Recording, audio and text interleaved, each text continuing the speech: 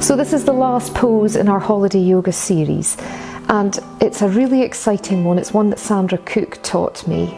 She teaches it brilliantly, and I hope you like my modest version of it. It's called the flying lizard. So you really are going to fly.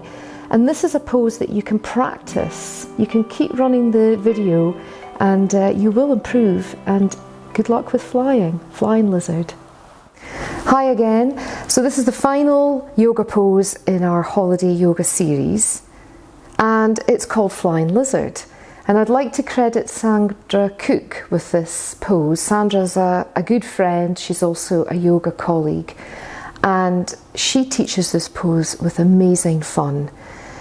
And as the name suggests, you're going to fly, Flying Lizard.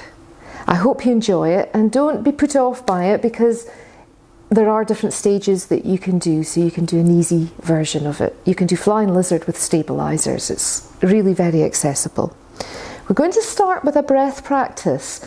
It's a mini Kapalabhati, and it's an energizing breath. So I'd like you to come into a comfortable cross-legged position. Placing your hands on your knees and just taking a moment or two to notice your breath. Acknowledging that this pose in the series is going to last a little longer than the others, so I hope you're up for that. I'm going to demonstrate the mini Kapalabhati breath that we're going to do. You're going to start with your hands one on top of the other, and we're going to breathe in, and then as you breathe out, we breathe out in pulses, and I'll show you.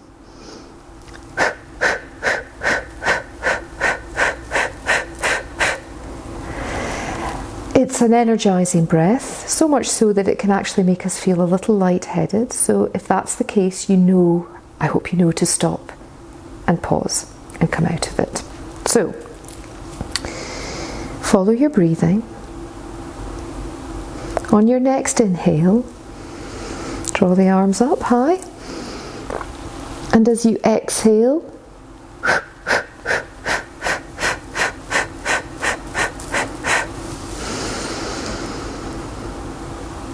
let the next inhale rush in. Taking a recovery breath or two. Next inhalation when it arrives for you.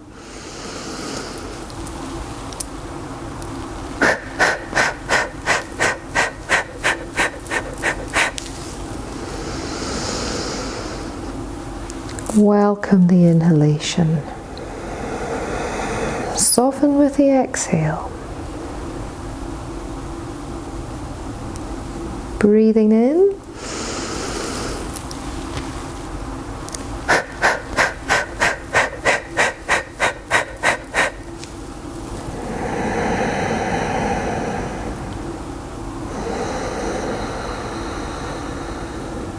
Maybe that's enough. If the practice is working well for you, then join me on a final round on your next inhale.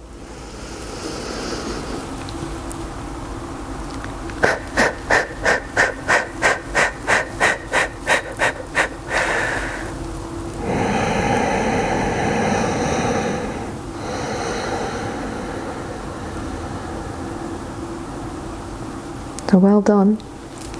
Excellent practice when you're feeling sluggish. Okay, we're going to turn our attention to the end of our mat. Actually, I'm going to spin this way. There is method in my madness. And we're going to start off in a very conventional lunge. And I'd like you to step forward with your right foot.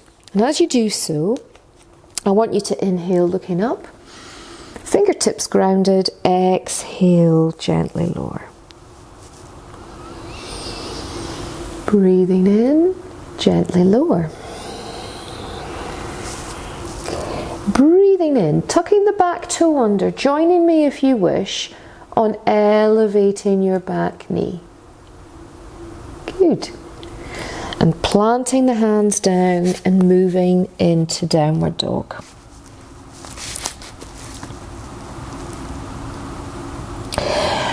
I'd like you to step forward with your left leg now. So stepping forward. Now you may drop the back knee if you wish, but I'd encourage you to keep it elevated. Inhaling, fingertips grounded. Exhaling, lower. Release the neck, release the shoulders. Inhaling and exhaling. Back into downward dog so that you can equalize everything out. Good. Now you can drop your back knee at any time, and one or two of you might be happy to pad your knees, so make sure the knees are happy. But if you're working strongly, the knees are ideally off the ground as you step forward with your right foot. And this time we keep our knee off the ground. It's fine to drop it if you wish. Can you take your right arm forward? Can you take your left arm forward? Can you press your big toe into the mat and lift with the arch of the foot? And lengthen but soften the shoulders.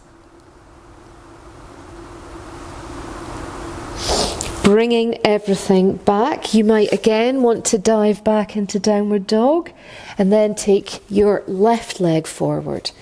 So the heel and the ankle are under the knee. The back knee is off the ground. You might want to stretch forward with your left arm. Now, if the lower back doesn't like this, keep your right arm grounded because there's a lot of leverage on your lower back here. And of course, I should have said, the tummy is really drawing in and the tummy is working on your behalf. Brilliant. This all bodes well for flying dragon. Not flying dragon, flying lizard, as you pace back into downward facing dog. So let's follow the same pattern. Let's step forward with our right foot. Well done, everyone. Now we're going to bring no, we're not. We're going to keep this left fingertips on the ground, and you're going to turn, take your hand to the waist. Maybe you're elevating. And take both hands onto the inside and fly in the other direction. So you're flying with your stabilizers on. Well done. Back you go. Now, if the raised arm is too much, you take your hand to the hip as an alternative. Let's go back into downward dog. You might want to take a pigeon here. I think you know a pigeon is this pose here. So pause the video and take a pigeon if you would like to extend this practice. But otherwise, we're going to step forward with our right foot again, because we've got our provisional license and we're ready to fly. Drop the back knee if you need to, but ideally have it off the ground for the full flying effect. You're going to stretch forward with your right arm and you're going to pad both hands down onto the inside of your right foot. So the pinky is next to the big toe or the arch of the foot. And can you feel your shoulder getting pally with your knee, the inside of your knee? You're going to draw your elbow underneath the knee and round the back of the calf so that you're now planting your right hand at the other side of your foot, going under the knee. Can you stretch out with your right hand? Can you fly when you let go with your left arm? Beautifully outstretched in flying lizard. Here you are soaring. As you drop the hands back down, really, really well done.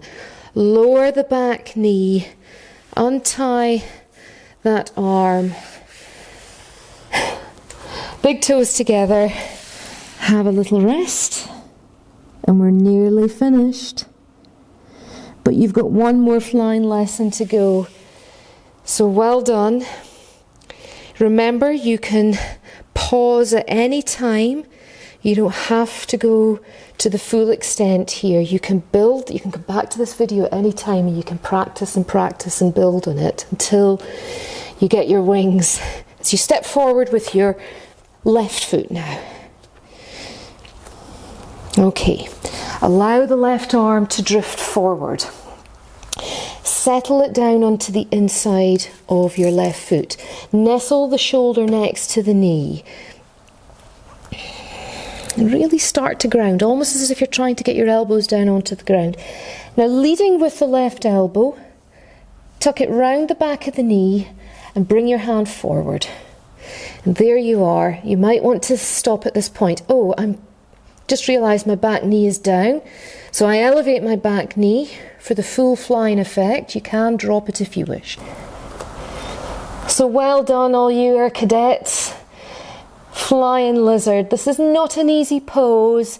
Practice, practice, and it is literally uplifting. And it's brilliant for your hips. So as you draw your hands back down to earth, nice soft landing. Drop your back knee, send your knees back. You're now in a conventional cat pose, but I think it's time for a lovely Savasana. So, as you stand, not stand, we're sitting. We're rolling all the way back, softly landing onto the ground. Hands on tummy. Gently stretch out your legs.